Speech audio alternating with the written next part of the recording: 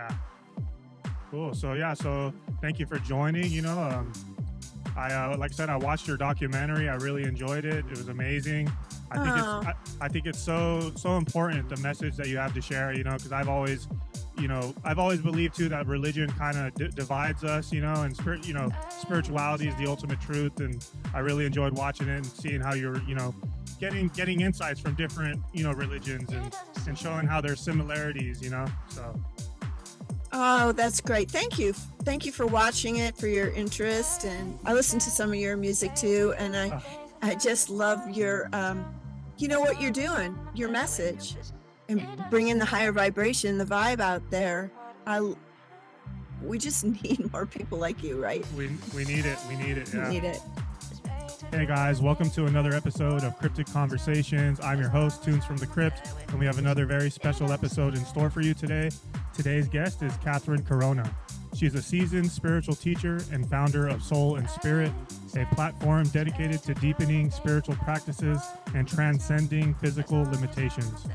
With advanced degrees in theology and spiritual science, she has spent over 50 years exploring meditation, spiritual exercises, and counseling. Catherine is also an award-winning filmmaker known for The Great Mystery, a documentary that fosters interfaith understanding, and she's also the author of Loving, Tapping Your Spiritual Source, a book that's also nominated for the prestigious Nautilus Award. Her teachings help individuals connect with their souls and live more consciously, and I'm honored to have her with us today, so welcome to the show. Thanks, Janice. It's great to be here. I want to just say that I don't consider myself a spiritual teacher. I'm a spiritual student. I'm just a student, out there learning every day. I love that. Thank you for being humble. I can relate to you. I love that. Thank you. So, talk to us about your early life. Where did you grow up and go to school and what your family was like? All right. Well, I grew up in a pretty big Italian family outside of Chicago. Lots of cousins and aunts and uncles and um, family life was pretty. It's a lot of it surrounded food. It was always about food and cooking and abundanza, just the joy of getting together and gathering and making really good Italian food. Okay. Yeah. And so, what about religion? Were you brought up religious? Have you always felt alone or different? What set you on the path? What set what set me on the path was I asked when I was 5. My family went up to northern Wisconsin near the Canadian border to a wilderness lake for summer vacations. And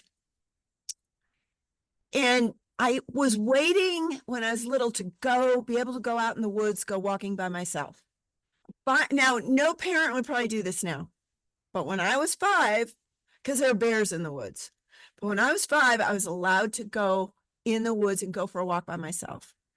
So this was huge freedom. And I went out in the woods that day and I followed a deer path. And I remember looking up, listening to the birds and looking up through the canopy of trees and thinking, none of this is real. I don't think this is real. Like, I want to pull the curtain back and see what's through the sky, through the trees, through the leaves, what's behind it all. Wow. So, yeah. So I just stood there really still and I learned stillness. I really learned deep stillness with my family because we were on this wilderness lake and my dad and my uncle were fishermen. So to go out in the boats with them, which was the thing, all the kids wanted to go out in the boats with them, right? That was yes, if you get to go out in boats, but you could only go out in the boats if you were completely still, not just not talking, but not moving because the fish would feel the vibration of the boat if you moved your feet around. So we wanted, as kids, me and my cousins, my brother, we all wanted to go in the boats with stillness and learn stillness to be able to do that. And so I was out in the woods and I got that real stillness, that complete silence and stillness, looking up through the trees, wondering what's behind it all. and feeling like this isn't real. And I saw the stars. It's the middle of the day, morning, saw the stars. And I looked up at the stars, and it's like I heard them singing. I heard this sound, and they were like singing to each other, which was really a vibrational frequency that I can say that when I was older, because it wasn't a sound like music that we might hear here. It was a really refined and exquisite, it was so exquisitely beautiful, it would make you want to weep in the beauty in that sound between the stars. And I just was present with that and part of it, and felt like I had gotten a gift, that to be able to be taken and see this and hear it. And I knew that the universe was all friends. And if all friends, because that's how a 5-year-old would understand it, right? That was my Yeah. vocabulary. Oh, everything is friends. Everything is friends. And that's what started me on wanting to know, keep knowing. I wanted to keep knowing what was behind the curtain, what was behind the curtain Yeah. in everything, with every person, with everything I did, like going to school, going to kindergarten, well, what's this really mean? What's behind the curtain? What's the deeper thing here? Yeah. Wow, I love that so much, and I can relate to you as well. For me, Mm. what set me on the path is something like similar to you. I'm always out in nature, and I look at it, and I'm like, this isn't real. Like this is like an illusion, And I was like, this is an illusion, And it's like, when I was younger, I thought I was crazy or whatever, but basically what it was like, and I was always into space and the stars, and as a kid, I always had this thought where I was like, like human beings were so smart that we're stupid, that like scientists are like they're going deeper into space, deeper, explore this galaxy, explore this, and the way I saw it was like, we're so smart that we're dumb. It's like we're gonna keep looking for the answers out there. And as a kid, I was like, no, like you're never gonna. It's like you find one answer and then it just opens up more questions. So I was like, no, the answer is within. And as a kid, I was just like, the answer's within. And I remember I'd close my eyes as a kid, and I would look at the sun, and I would like push on my eyeballs, and I would get like these interesting patterns and stuff. And I think that's what set me on the path, like to go within, meditation and these different things. And so, how would you, describe that, like going within? Like it's very important, right? Yeah. And what's fascinating to me is we have a similar experience of wanting to go within and wanting to go deeper and feeling like it was the physical world was an illusion. But that wasn't a bad thing. Yeah. Like I still understood the beauty in the Oh forest, yeah. right? Yeah. Yeah. But yet it wasn't the whole thing. Yeah. Wasn't the whole thing. It was just a piece of it. So what was your question again? I got off on that tangent, No, but just like, explaining to the listeners like the importance of going within. well, within is the unexplored territory. Within is the adventure.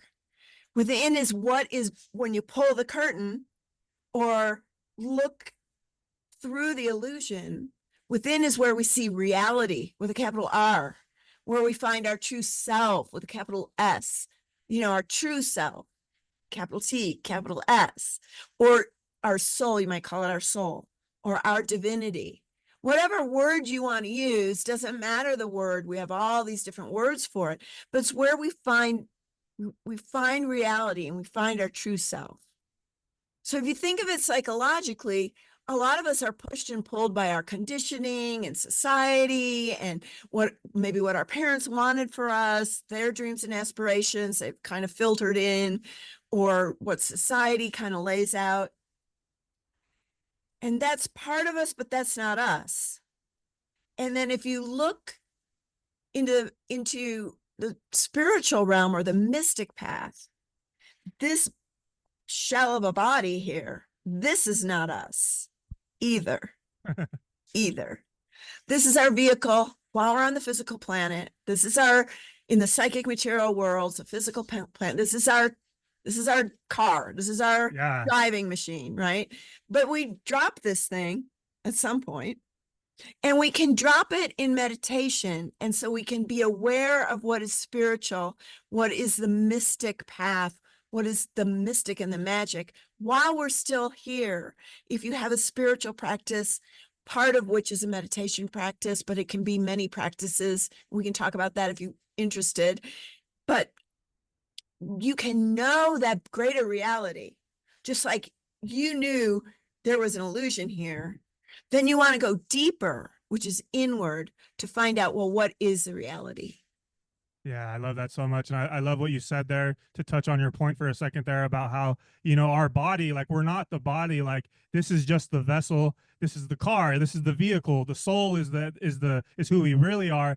And it's like I've come to learn, like different nursery rhymes and stuff. You get older and you're like, oh, like that nursery rhyme had like a deeper meaning to it. Like, so when you think of like row, row, row your boat gently down the stream, merrily, merrily, merrily, merrily, life is but a dream, right? So it's like life is but a dream, and just row this boat, down the stream. It's like, I don't know if that's like the exact meaning to it, but I think it could be. Well, there's a lot of ways. They say there are like 7 levels that you can read anything. But the other thing that I hear in row, row, row your boat gently down the stream, well, the stream, the Consciousness. consciousness, and also the sound current, Yeah.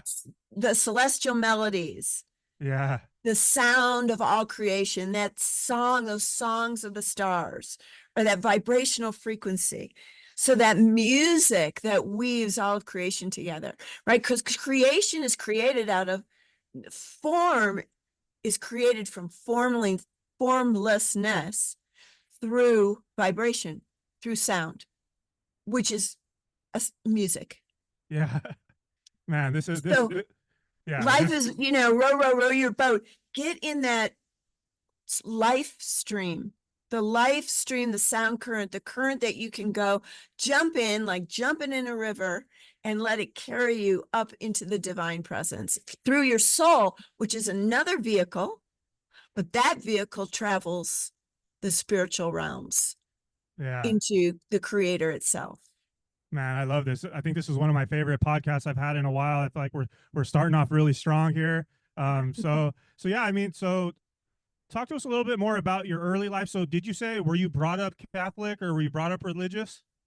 Well, I brought myself up Catholic. So my family was all Catholic, and but they didn't really go to mass. But I wanted to go to mass. And I would just go to mass. And then pretty soon they started to go to mass. And for me, mass was for those that aren't Catholic, it's called mass. It's the service. And I loved it. I love the spiritual depth of it. I love the peace, the quiet, the songs, seeing my friends. When I got older, around maybe 17 or 18, the ritual it didn't hold the depth for me. I was looking for something more than that. But as a little kid, I loved it. And it was my sanctuary. So I would go, the doors were always open in the church. And so I would go from school, I would go to the church and just sit. Basically, I was doing a contemplative meditation practice without knowing it. But I would just sit in quiet and stillness, and I would contemplate. I would just think of I would think of Jesus. I would think of Mary. I would think of God. I would think of the 10 Commandments. I would just think of what they meant. And then I would, in contemplative practice, which I did since a little child, was you think on something, you focus your attention on something, could even be a flower or a cloud, and then you let it absorb you. So you focus your attention, you absorb it, and then you get to a place where it absorbs you. And this is my experience anyway. And then you get into the oneness of that, of where you're focusing your attention. So pretty soon the edges of yourself melt into that thought of God, thought of Jesus, thought of whatever you're contemplating, thought of the clouds, and you let it absorb you until you and it are one. Wow, I'm gonna have to try that. Yeah, wow, that's fascinating. So what about, in my research, I was, researching about you and your movie and your books and all that. And so can you share what it was like to participate in traditional Lakota ceremonies and Mm. how they influenced your life? Huge, huge influence in my life. So I was going to college. I was studying the hard sciences. So, physics and chemistry. I wasn't very good at those, but I love biology and psychology. And I lived on a ranch up west of Boulder, and I lived in a little tiny 2-room apartment above a barn, no running water, did have electricity, no running water, outhouse. And there was a big, big ranch house. And in that ranch house moved some people that studied Lakota spiritual traditions. And they would invite a medicine man called Archie Fire Lame Deer. He was the son of John Fire Lame Deer, who wrote Lame Deer Seeker of Visions. It's kind of a penultimate book on ceremonies. And they invited me to these ceremonies, and I wasn't really interested, but there was a feast after them, and I wanted to go for the food. I really wanted to go for the food. I was kind of a starving college student. Oh, there's a feast. I don't know what a sweat lodge is. I don't know what a pipe ceremony is, whatever. But there's a feast afterwards. Okay, I'll come. And it was right there. So I went to my first sweat lodge. I didn't understand it. It was all in Lakota, not English, but the experience was profound. Just, you're in this lodge, it's dark, there's rocks they're glowing red. There's the whole bottom is this thick of sage, which smells like turkey dinner without the turkey. It's just beautiful, the aroma. And you are in this lodge with prayers that are sung. Now, I didn't know what the prayers were because they're in Lakota, but I caught the spirit of it. And when you sweat and you sweat out all the toxins, but you also clear out all the emotions and past attachments, is my experience anyway. I don't know that other people have this experience. That was mine. And I walked out of there, laid in the snow, because you're so warm, you're so hot, lay in the snow, and the steam comes off you. And then for 3 days, I was just floating in bliss. Oh, wow. Yeah. For 3 days. Wow. 3 days afterwards. So what part of the U.S. is the Lakota located? Mostly South Dakota. And is that where you were at for that, or was this in Colorado? This was in Colorado. Oh, okay. And then many, many years later, I was invited. It took me 30 years to be invited to go to one of their ceremonies called the Sundance. It's like their main ceremony. You can't just go to a Sundance. You have to be invited. Oh, wow. So I finally got invited. And then once you're invited, you can invite somebody else. And I've been to 2 or 3 Sundances also. They're 4 days. There's a couple days to set it up. You can go, but 4 days is the ceremony. 4 days, 4 nights. And that's impossible to describe. I'm sorry for your listeners, but just put it this way. You're in 4 days of sacred reverence and celebrating life. Man, that sounds amazing. It's amazing. Yeah. For me, it's been a couple years now, but I participated in an ayahuasca ceremony. So the indigenous people of the Amazon, right? My shaman, his lineage was from Colombia, and it was like, I was in a dark place in life a few years ago. I was kind of depressed, had some anxiety. My 20s. There was I feel like a lot of life lessons that happened in my 20s that kind of put me in a dark place. I think it all happens for a reason, right? And it led me on the path that led me on my healing journey. But yeah, the ayahuasca ceremony, that retreat that weekend, it opened me up to just a whole different perspective on the world and just how the indigenous people live. And it's just they're the wisdom keepers, man. They hold so much knowledge. We need to listen to them. American Western society it's become so lost. We need to listen to them. I agree. And once you're touched by that, right? Once you're touched by that, you're changed, Oh yeah. forever changed. Yeah. And yeah, it's a precious experience, and one of many on a mystical path, on a spiritual path. I'm sure you might have experienced. It just comes, it starts, it will come to meet you where you are. Yeah. Yes. Yeah. Yeah. Okay. So you were participating in these Lakota ceremonies, and in college you were studying theology, right? So, That was later. I got my uh, master's degree later. So from there, it kind of opened me up just like to, although I had a spiritual path really, really young, consciously with conscious intention. Um, I I started exploring different teachers. I had a Hindu teacher that taught mm, mantra meditation. The Native American people moved out of the ranch house and Sufis moved in. Sufi, for those that don't know, is a kind of a mystical sect of Islam. The whirling dervishes from Turkey are Sufis. They practice the sound current. They practice the chant, the Hu, Hu, which is a lot of yogis practice Om. uh, Hu is one of the sound current chants, mantras from Sanskrit, and it's sort of the vibrational frequency of creation. wow. Where Om, I like to think of it as the vibrational frequency of the universes. Hu to me is a vibrational frequency of creation, formlessness into form and beyond. So it's the actual sound on this level of how things might be created from the consciousness that creates them. So I learned that one with the Sufis, and then so I had the Sufis, and then I found a teacher sort of came to me serendipitously named John Roger, who was also a sound current teacher. And I studied with him for 50 years, and I still study with him.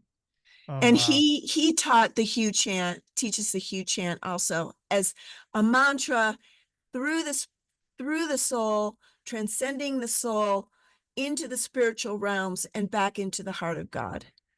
I Wow. know it doesn't get better than that, right? Can You you have to can you can, go, can you do the chant or no?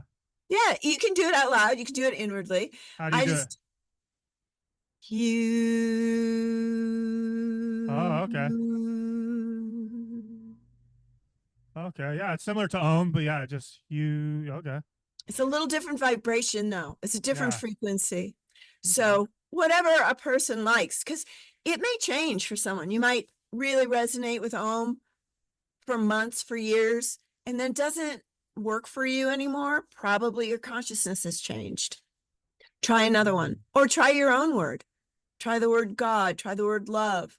What if you want to use a mantra meditation, and the mantra meditations are good because you can, when your mind starts to intrude again, Mm. I got to do this, I got to do that, or what about this? And I'm thinking, but then you can direct it into the mantra, which Oh, are these Sanskrit seed syllables, or you can make up a word, a high word though. You want to go high. You want to go yeah. high. And then you just get still and listen. That's when you can start to hear your own inner master, Mm. your own wisdom from your soul, from the divine essence, from your true self. And you listen, and then also bask in the vibrational frequency of the realms that you're traveling in. And over time, you'll start to recognize those realms. You don't need a drug or a substance when you start doing this. Although I understand they do sometimes open you up to things, but you don't need that when you get to a certain place in the path, because spirit will go to meet you and take you with it. I love that. Yeah, I haven't explored too much in Islam, but definitely like Vedic and Hinduism. I've experimented with the Hare Krishna out in nature, and I feel like I feel something, but I think meditation is something I need to, focus more on. I do struggle with it, so trying out these different chants would be nice, and so So I'd love to talk about that because I know people will tell me like, I want to meditate. I struggle with meditation. I can't sit still. My mind starts running. I don't know what I'm supposed to do with it anyway. And I would say meditation is just one tiny, tiny part of a spiritual path. There are spiritual practices. Meditation is just one part of them. So maybe your spiritual practice in part is walking in nature and being real quiet and listening. yeah. Maybe your spiritual practice is looking at a cloud or the sun and contemplating it. Maybe your spiritual practice is singing Mm, and feeling that vibration in your body and letting yourself express from your higher consciousness in your music, in your singing, in your, even just in your humming, even just in the shower. Maybe your spirit, I would put to you that every person listening has a spiritual practice. You mm, just may not have defined it that way. wow. So anything that brings you joy, anything that brings you calm and peace, anything that brings you a higher sense of yourself, that's a spiritual practice. Now, when you make it conscious with intention, then it blossoms even more. Then it just, you become fuller within that practice. And your practices may change over time. They're not always going to be the same because you change. Each one of us changes. Mm-hmm. So how we practice a spiritual path, a mystical path, will change over time. Mm, But to hone that and kind of curate that for yourself and go, take a minute and go, what is sacred to me? And I want to do more of that. And then do more of that. mm. Yeah, I love that. That's great advice. So talk to us about, the creation of soul and spirit, your business, and the mission behind it. So just like you said, sometimes I struggle with meditation, and a lot of people were telling me I struggle with meditation, can't sit still, just like I said, my mind intrudes. And I thought, and I want to meditate. And they would come to me and say, I want to meditate. And I thought, well, they think they want to meditate, but I think what they really want is connection with their soul. I think that what they're really looking for is that inner oneness, the inner path. And meditation, like I said before, is just one part of it. So what I did was, after studying with different spiritual traditions and different teachers, and then practicing for 50 years, sort of a deep in my practice of spiritual practices, I just thought, what can I give to people that'll make it easy for them and it'll just guide them? So what I did was, I call it Soul and Spirit Daily Spiritual Practices, and I recorded every day 5 spiritual practices, 5 to 7 minutes. That's it, short. We don't have to make a big deal out of this. Although over time, you might want to, like in my life now, I'm like, because I've had these experiences, I'm out of this world now. Please let me out of this world for the next hour. But to start, 5 to 7 minutes to get that interconnection. So we do an invitation to your soul and your spirit to come present. I curated a teaching from one of the great spiritual masters throughout history. And then I read that, and then I did an affirmation from the teaching, and that just brings your mind and your emotions, because we're in our human body. We want to have some mastery over our mind and our feelings, right? So you can start to work with yourself that way. It's your own master. And then a chant, one of the sacred chants, I record and did some original music behind it. And then I do a meditation, a guided meditation with stillness. So it's only 5 to 7 minutes. You can just listen to it. I did it like a subscription, but I also have quotes on my website for free, for a gift. If you want a quote every day from a spiritual master, just go to soulandspirit.net and you can just subscribe and get a quote from one of the great spiritual masters. And so there you go. My movie's on there that you mentioned. You can Yeah. watch it for free there. And the book also, the book is beautiful, and I made a really nice ebook out of it.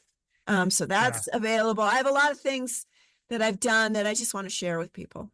Awesome. So yeah, let's talk about your movie, the documentary. Can you talk to the listeners a little bit about your movie? So I asked the question, it came out of a question, a couple questions. What is God? Does every religion have the same God? And why isn't there peace between the religions? And I just went on a road trip. The whole movie is on a road trip.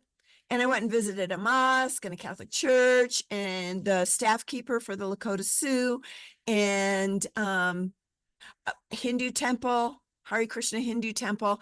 And I just chatted with these people. I didn't do a scholarly there's been a lot of scholarly things on the world's major religions. This was everyday ordinary people. And then some of there's a priest, and the staff keeper, as I said, the Lakota Sioux and an imam, but also everyday ordinary people in their practice and what their faith tradition is like for them. And it's just fun and it's lighthearted.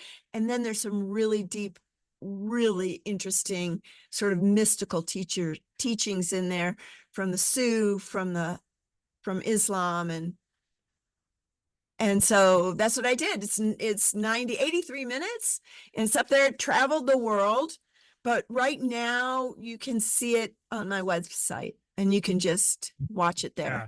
Yeah, I want to encourage the listeners, please go check it out. I'll put the link in the description to her website. So I think they just give you their email, right? And then they get access. Yep. Yeah, Yes. I really recommend it to the listeners. Like I said, I'm always talking about that, like how I see that religion causes division, right? And I see how there's bits of truth to all of the religions, and every religion, they're just making sense of their culture, their timeline, their location. So there's bits of truth to all of them, you know what I mean? And so I think your documentary did a great job. I haven't found many documentaries like that, and I think it's honestly some of the most important content out there, so I really encourage the listeners to check it out.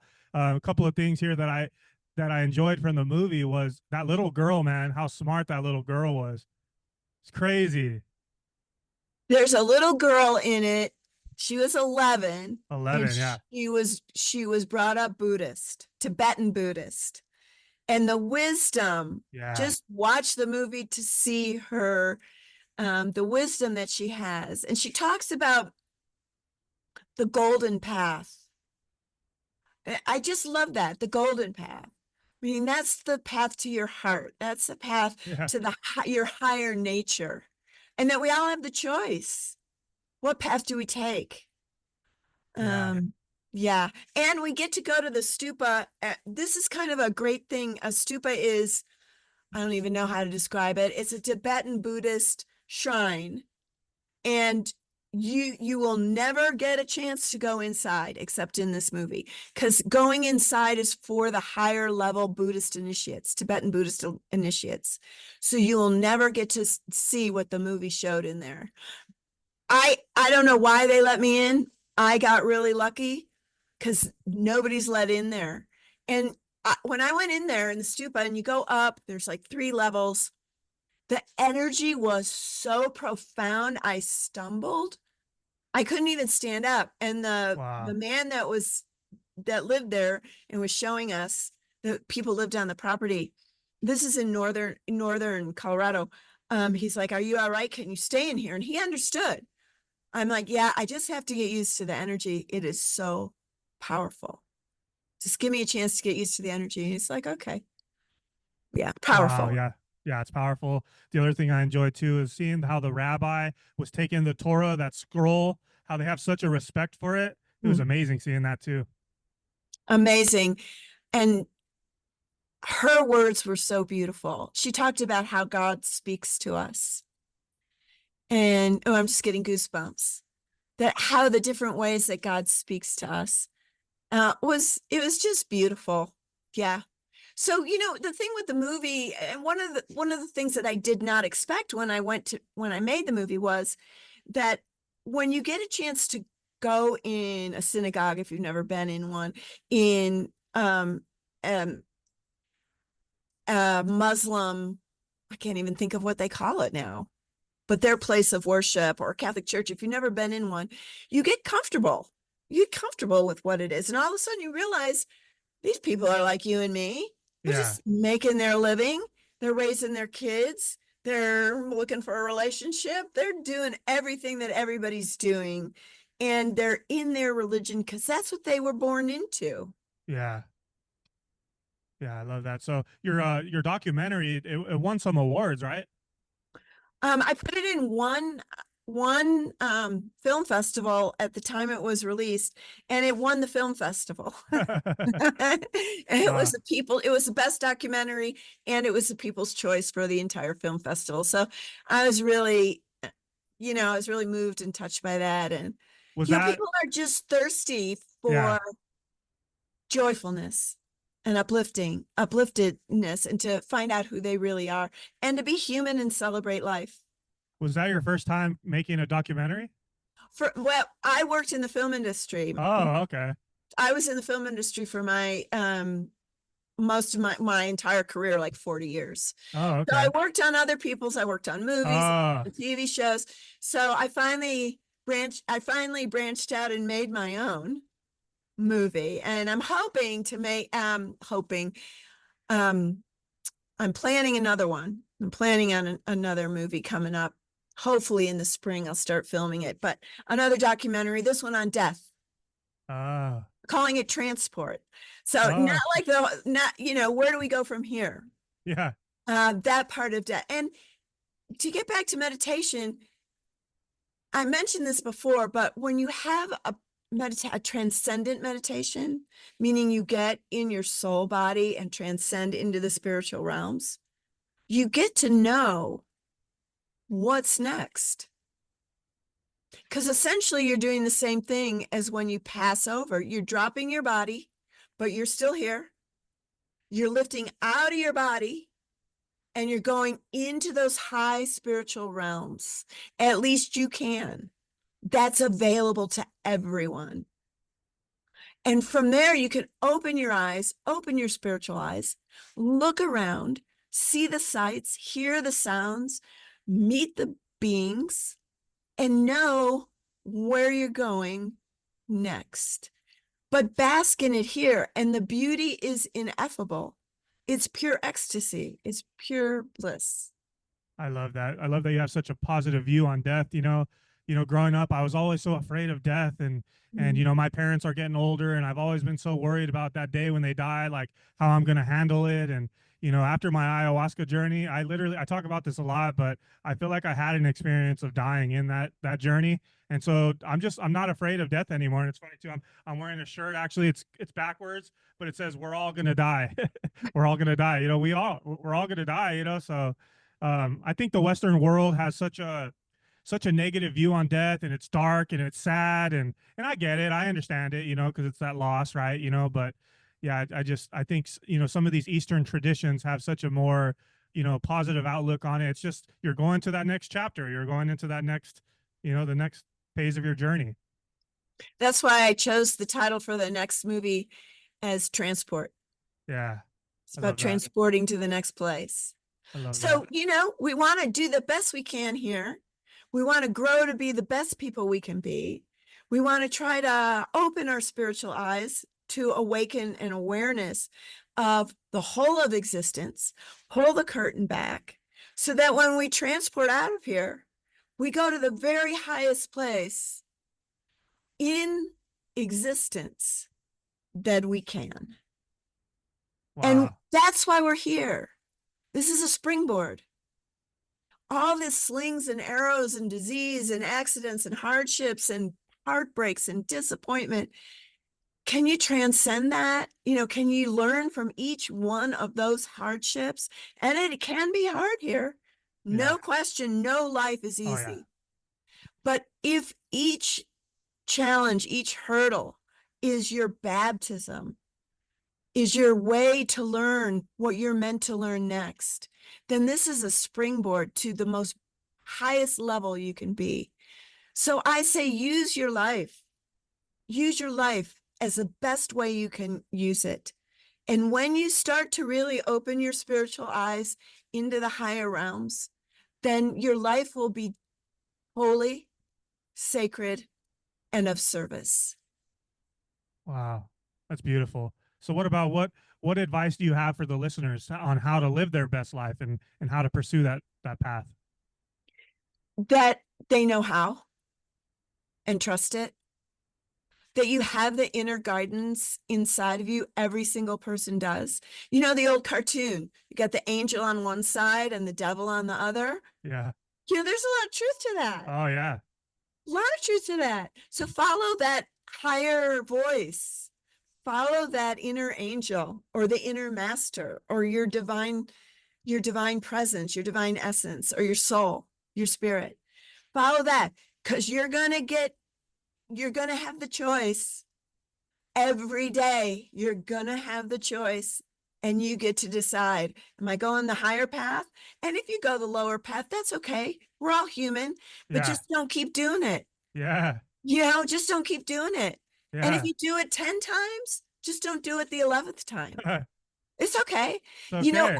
And it's fine. We're all human. We're not. Yeah. I always give myself the 80% rule. If I can live my life 80% in goodness, that's all I can ask myself. I'll never make it 100%. Yeah. I just can't. I'm not that good. I'm not Yeah. that good. There might be people that are 100%, but I'm not. But if I can strive for 80%, I'm happy with that. Yeah. And the 20% that maybe where I trip and stumble or get grouchy with people or yell at people or whatever I do that's ridiculous, then I forgive myself for judging it. Yeah. And I love that. forgive myself. Let myself off the hook, in other words. That's what forgiveness is. It's giving yourself love in the plate. You're letting yourself off the hook. Yeah. And I just learned this. I didn't know this. I just learned this over the weekend. Shoulds are judgments. Yeah. I Wow. didn't know that. So I'm playing with that. I'm letting that kind of ring. Like if I go, well, I should be going to Yeah. the gym 3 days a week. That's holding something against myself because I'm not going to the gym 3 days. I'm not doing it right now. And I should, well, you should be, aren't I? Why aren't I doing it? And then that's a judgment and that's oppressing my spirit. So you look at those things, 50% of our work is cleaning up our lives, healing ourselves.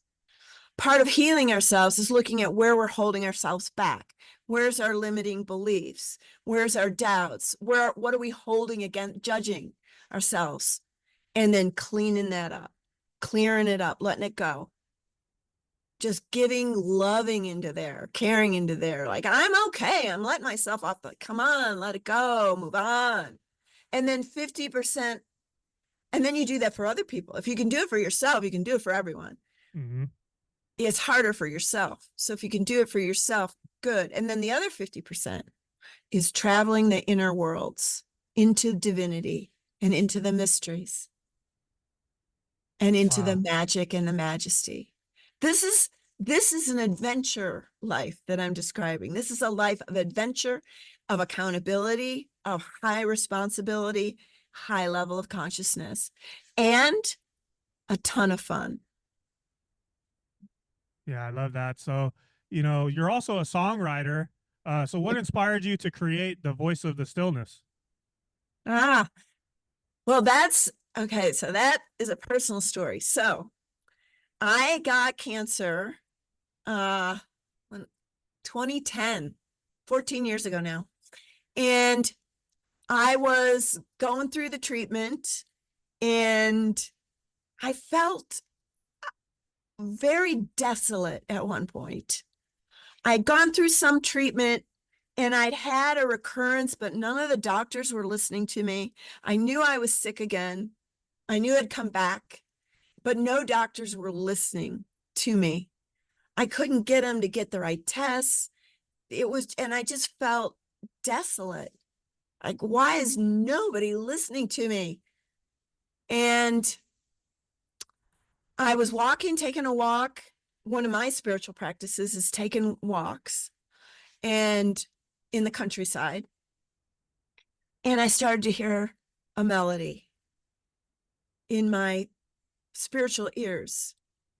I took a walk the next day, I heard another melody. The next day, I heard another melody. And I knew it was the sound current of God, the sound current of spirit singing to me again, just like the stars did.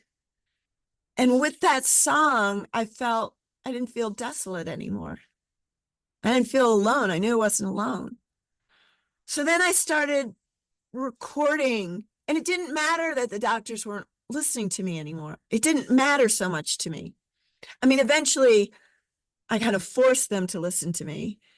That's another story. And I did have a recurrence of cancer.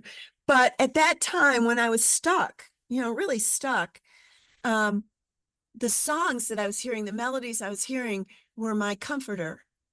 And it made me feel that I had a whole universe around me singing to me. So then I started taking my phone with me on the walks and then recording the melodies. And then I did that for 2 years. And then I lost them all. The app dissolved somehow, and I lost them all. But after doing it daily for 2 years, I had opened a channel to those sounds. Wow. So I could go back and find more melodies. And I realized there's infinite melodies, there's infinite songs, but I had to open to it. And then I started asking, okay, could I have words? What are the words for these? And then the words came. And that's how, God. yeah. Wow. Yeah. So you had cancer, you were sick, but you were hearing these melodies in your head, and then you were just like recording, chanting them, but then you lost them. Wow. That's amazing. What do you, Yeah. well, how do you make sense of that? Do you think that was like higher dimensional beings or just the universe? What was that? Your higher self? I think it was a couple things. It was my soul, that higher part of every person, that true self, that divine essence, listening. That was the vehicle. And then that vehicle I could hear in my physical body. That soul was listening to what I call the symphony in the courts of the Lord. Wow. That's what I call it. So there's sound going on all the time in the spiritual realms, in the soul realms. It's just for me, to start to open that channel in a way, that door, to hear them. And then why not bring them down and record them and play with them and sing with them? And, it's so nurturing and healing because those energies are so refined. Wow. So that's where the songs are. Then I hired an arranger. And so a lot of those songs are symphonic. I hired a arranger that did orchestral music. And and now I'm on my next one where I recorded chants doing the same thing, listening to the inner sounds, recording chants from the Hindu bija mantras, seed mantras, and I put those in the Soul and Spirit Daily Spiritual Practice Program. Wow, that's amazing, man. You're in tune. Your whole life you've been in tune, man. That's awesome. I enjoy speaking with you about these topics. So in my research too, I saw you also worked as a victim's advocate and counseled inmates. How has this work influenced your spiritual perspective?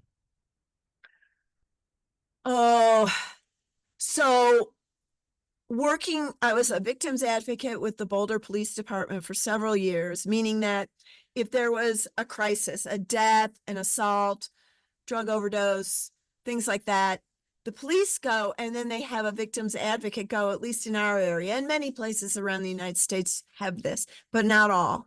And we're volunteers. We go with a a partner. We were on call for 1 week, 1 week a month. And you go and the victims, you give them, like if it's a death, you give them the practical knowledge. Here's what the coroner does. Here's when you'll get the body back. Here's you go.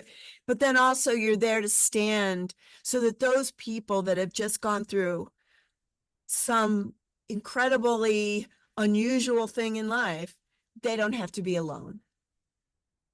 They don't have to be alone. We're there until support comes, but we're there right in the, as first responders, right in the moment, as soon as the moment, within moments, we have on a pager, go. And so they don't have to be alone. So we provide that, stand with them in strength and comfort for them. I don't think I could ever have done that if I hadn't have a spiritual practice, although we don't bring religion into it, but just to be able to stand in stillness or be a listener, there's nothing really you need to say to someone in that moment, but I found I needed to listen, and I need to stand as an anchor in strength for them. Wow. Yeah, that's like a quote that I've heard, a little while ago, and I really resonate with it. Is they say, that lies are loud and the truth is silent. So that that silence is it's really, especially I live in the city, so you live more on the countryside, right? But I live in the city. I can never get some silence. It's like it's hard. So whenever I am able to get that stillness and that silence, it's really so beautiful. And so I'd like to ask you, so you live more out in the countryside. So what role do the Rocky Mountains, out there in Colorado, play in connecting you to your soul and that kind of a thing? I think, and one of the spiritual practices in a person's life, if you can, is go where you feel the most love. And I just have a deep love for the mountains. A deep love for the mountains. I was a hiker, backpacker, skier, cross-country skier. I've snow camped, camped on glaciers. It just fills my soul and I love to go up to the very top of a mountain, climb, so hard to climb them and the air is thin. And then you get up to the top and you see the vista. To me, that's one of the great joys of my life. So I've been lucky that I was able to do it. I was able to move here and have this kind of a life that fed my soul in this physical world. And just so, yeah, I don't know. I got lucky. I got fortunate. Yeah. And Okay. I'd So, never been here. When I moved here to go to college, I picked this college, University of Colorado, and I'd never been here, but I saw pictures of mountains and I went, I'm going to go there. And so the first time I went to live here to go to college was the first time I drove to Colorado. wow. And then I stayed ever Yeah. since, which was Wow. Okay. not easy to leave my big Italian family. Mm, I You can know, it was imagine. it was a it was a choice. I missed them terribly my entire life. And yet this pulled me. But also it's very progressive here in terms of spirituality. So it introduced, there were Tibetan Buddhists here. There were Yogi Bhajan devotees here. There were the Sufis here. That was not happening in Chicago where I grew up. And I came here and it was just like, here's a feast. You can go study with all of them. And I did. Wow, I love that. Okay, so what's one common misconception about spirituality that you'd like to clear up? That there's some place to get. Like if you get on a spiritual path, there's some place to get. When the saying goes that the great paradox of enlightenment is once you're enlightened, you've always been enlightened. I love that. Okay, so what about what advice would you give to someone just beginning their spiritual path? Well, there I would say try spiritual practices, have a conversation with your spirit and your soul inwardly, just strike up a conversation, either writing or seeing, or however works for you. Start to build that relationship with your inner self, with your highest part of yourself inwardly, and then rest in it, bask in it, let it wash over you, and then observe, neutrally observe where it brings you. Now, it might bring stuff up to be cleared. So know that that's part of it, because 50% of our work Yeah. is cleaning things up. And when you shine, let's say you have a closet and it's dark in there, and you take your flashlight on your phone and you shine it and you see all this mess, right? And then you go, oh, I got to clean that up. When you start shining the light on yourself, you might start seeing a bit of a mess. It's okay. That's part of it. That's what you want. But it's not always comfortable. That's okay. You have the strength for it. Everybody does. We don't get what we can't handle. We don't ever get what we can't handle, even though you might be brought to the edge. And then you clean that stuff up. And the more you clean that up, that stuff is your judgment. I've said this before, I'll say it again because it's important. Your judgments, your self-doubts, your hesitations, your worries, your fears, your angers, your concerns. None of that is real either. That's all an illusion. None of it's real. What's real is that you are this bright light that is so magnificent that you would be almost blinded by your own light when you can see it in your fullness. But as you start to clean that up, and as you start to practice spiritual practices, whether it's taking a walk, trying meditation, trying a mantra, being quiet, listening, mantra, listening, mantra, listening, mantra, longer and longer, it'll just be listening. The more you practice, your mind will start to slow down, but you don't really want to try to slow it down, because then that just makes it go crazy even worse. So don't try that. Just mantra. It'll slow down naturally on its own after a while. Took me a few years, but I'm a slow learner. That's okay. You have the rest of your life. What else are you doing? You can do all this while you work, while you do your fun stuff, while you do your creativity, while you're raising your family, while you can do all of that. This is practical spirituality in everyday life. We don't go in a cave in the Himalayas and renounce everything anymore. We live a practical life in the world. Yeah. Which is also a spiritual life. Yeah. Mm. Yeah, I love that. Okay, that's beautiful advice.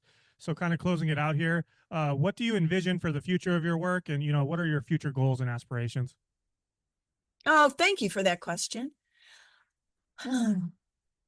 That's well, I'm working on I need 6 more chances. I'll make another album. This is in the doing part of life. I'll make another album, this time just of chance. I have an aspiration of making another feature documentary or a series called Transport. We talked about that, and what's next, and how do you know what's next while you're here, and how do you prepare others for you that love you for when you leave. And my inner life, I just want to keep being the best student I can be. So Awesome. I love that. Okay, so I like to always end these episodes on a high note, like I know some people are kind of struggling out there. So if you could, could you send the listeners out there just a final message of love and healing for those who might be struggling out there? The best healing that I've ever learned is to put love in the places that need it, the places that are struggling, the places that are hurt, the disappointments, the fears, the rejections, the aches and pains or dis-ease or broken parts of if you have a broken bone or something like that. I don't think any part is broken, but and put love there. That's the greatest healer. And what does that mean? You know, it's easy to say that word, but what does that mean? That means caring, truly, deeply caring. Like, I care about you. If you have a worry or concern or fear, you listen to that too. So we talked a lot about listening to the spiritual levels, but listening to your emotional levels, not even trying to change it, just listening, accepting it. You don't have to change the places that are hurting, but it will heal them to listen. And then bringing the love in, always bringing the love in. And that means that I care about your well-being. I adore you. You are me. I adore me. And let's just grow together, all the parts of my consciousness. So I could tell you a little bit about the campfire. Do we have time? Oh yeah, if you have, yeah. Okay. So this is what I do for healing. I create an inner campfire and I unpack or pull apart different parts of my consciousness. So the child within, right? So the little part that's still aware, that was 5-year-old, 6-year-old, 13-year-old, 15-year-old, those parts still have a consciousness. The body wisdom, the wisdom of the body, it has its own wisdom, right? It breathes us without us trying. It pumps our hearts without us trying. It has its own innate wisdom. That part. My emotions, my feelings, that whole level of consciousness, its feelings, my mind, all its thoughts, that level. The unconscious subconscious, which we can't even really hear because it's unconscious, but it's right at the edge. But so I anthropomorphize and my soul and my inner master, right? And my high self. And I pull all these parts of my consciousness apart. I anthropomorphize them, meaning give them a name, an image. And then I invite them to a campfire in my inner imagination. And then I invite them all in. We're sitting in a campfire. I like the woods, so it's all in the woods and it's at night and the stars are there. And all these parts of my consciousness are all sitting in a circle plus me. And I just go, what do you have to tell me? I'm here to listen. And different ones will speak and other ones may not.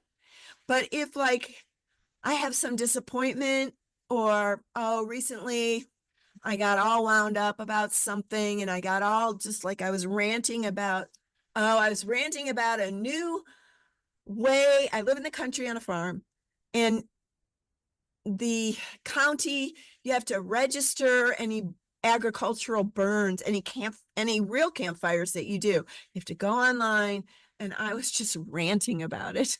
So, it was a part of me that, I'll be honest, wants what it wants.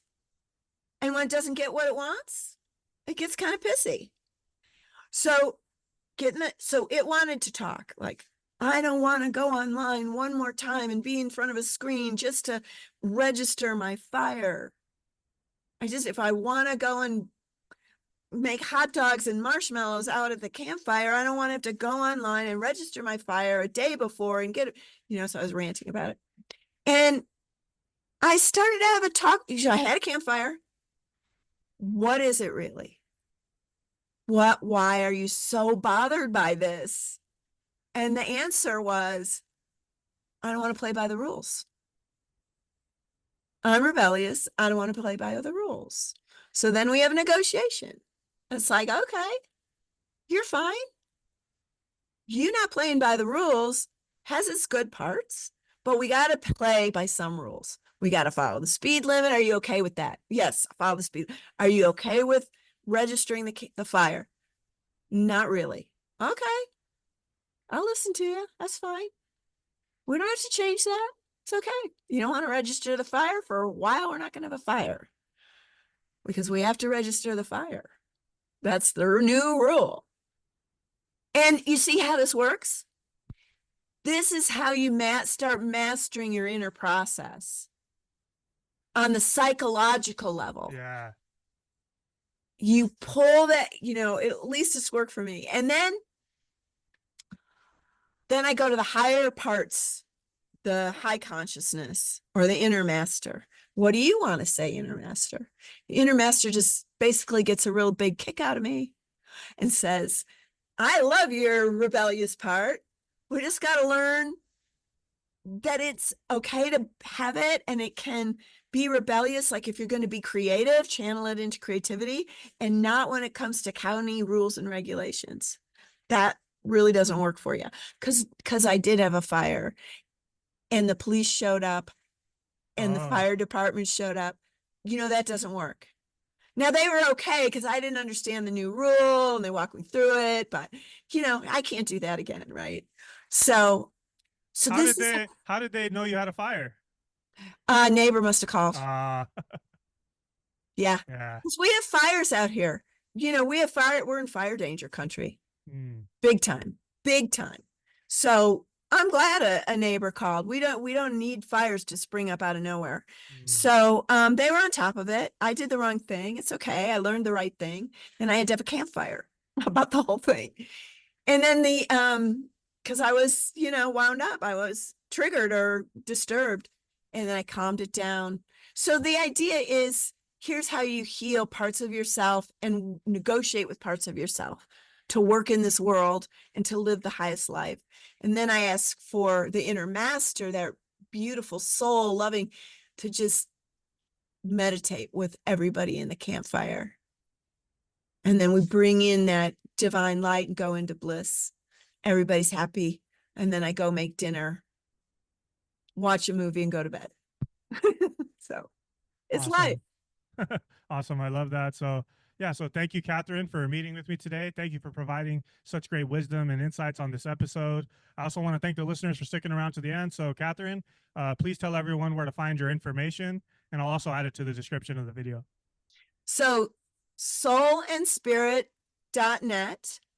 And from there, if you're interested in soul and spirit daily spiritual practices, which is a daily subscription you get delivered to you of those spiritual practices, 5 to 7 minutes, you can sign up there. You can watch the movie there for free. You can get quotes for free. You can get my book called Loving Tapping Your Spiritual Source for free. It'll give you a link to Spotify or iTunes for the album.